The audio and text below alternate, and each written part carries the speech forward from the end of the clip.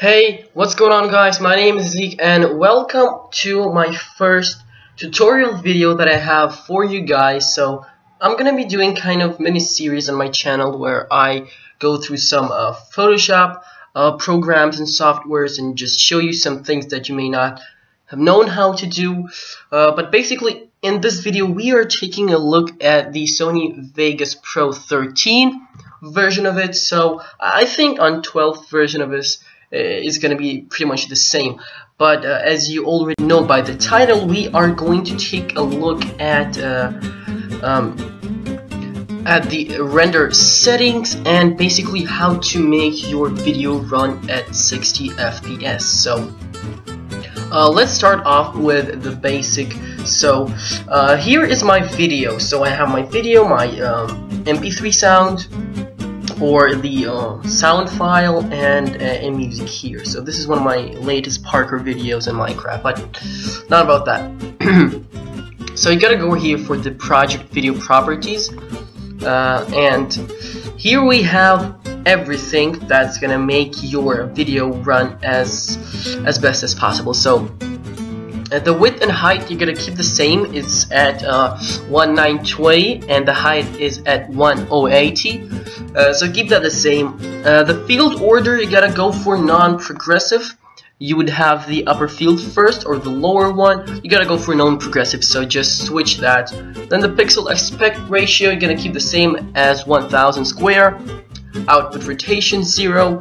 Frame rate, this is the thing that where you have to choose 940 or just type it yourself. 660, a comma, and then 3 nulls or 3 zeros, whatever you want to call it. Then we go for the pixel format. You gotta keep it the same, 8-bit. And then the full resolution rendering quality is best. Then the motion blur type is Gaussian, I believe that's the way you call it, but I don't know. Whatever. Then the what is this? I'm sorry, I'm just a little bit ill. Oh my god, I can't even read it, but whatever, you gotta keep this none. Oh my god. Alright, so, and untick all these boxes. There is no necessity in having them. So this, guys, is going to give you the 60 FPS, and the template, you just can call it whatever you want.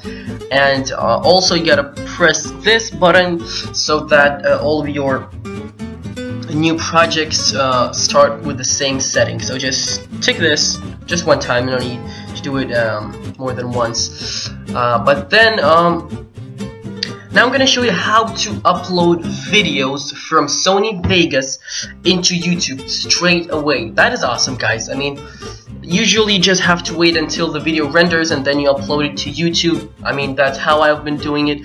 But what you can do is go to File.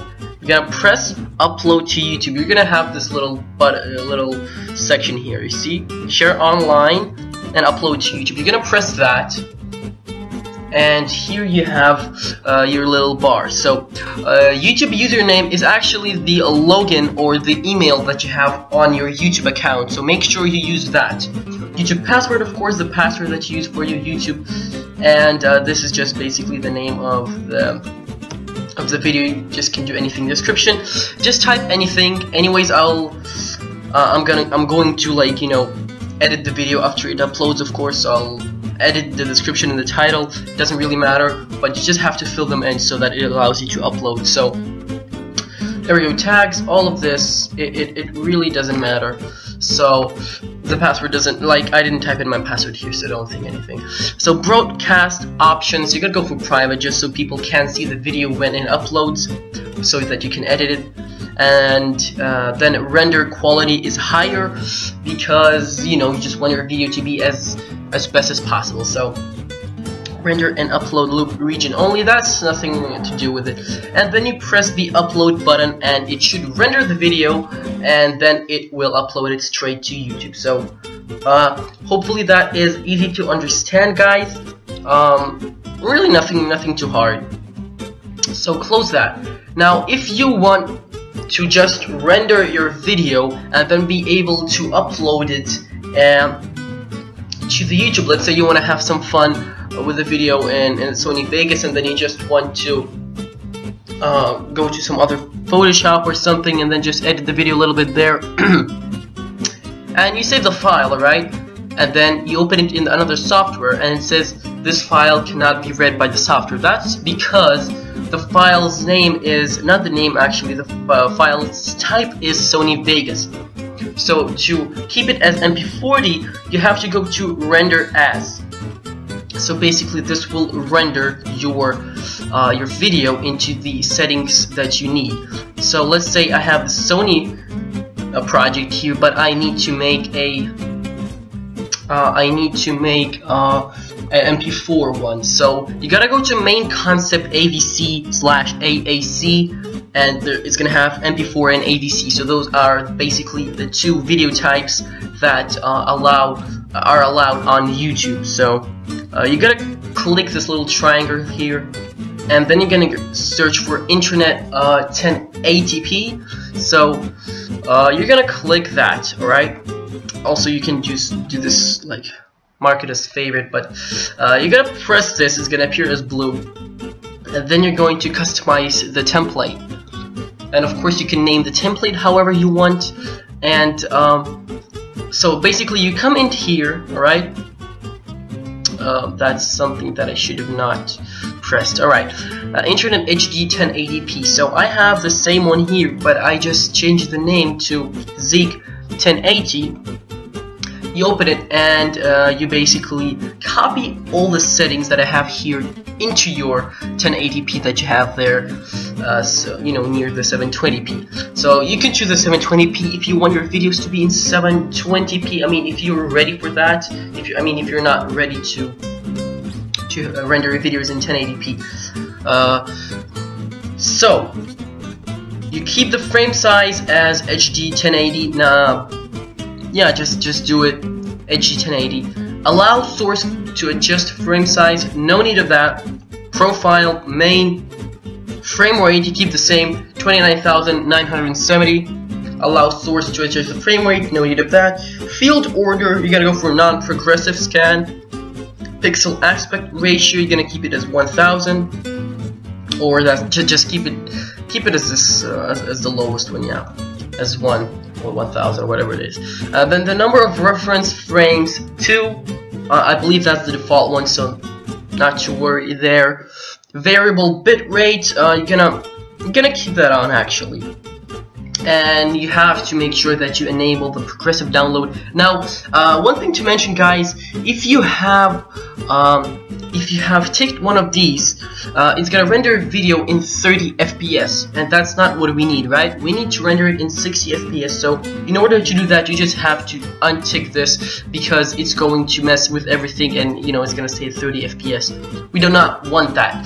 And here we have this encode mode, and I have OpenCL, so it says if available. And to check what you have, you just go to the system here down below, check GPU, and it will say what you have available. I have OpenCL. So let's go to audio. You keep the bit rate, the second square box, at 96,000. It runs the same, but you know, it just keeps the file size smaller. Include audio, like all of this, keep the same except the second one. Then we go to the project, and video rendering quality is best.